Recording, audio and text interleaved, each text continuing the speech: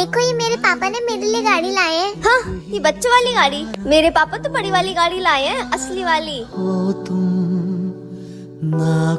क्या हुआ बेटा? मेरे सभी दोस्तों के पास बड़ी वाली गाड़ी है और सब मेरा मजाक उड़ाते हैं। मुझे भी बड़ी वाली गाड़ी चाहिए। अरे बेटा सुनो, हमारे घर की कंडीशन इतनी अच्छी नहीं है कि हम नई गाड़ी ले पाए, और ना मैं इतना कमाता हूँ। 1 मिनट रुको, मैं अभी आई। ये लो मेरे कुछ गहने।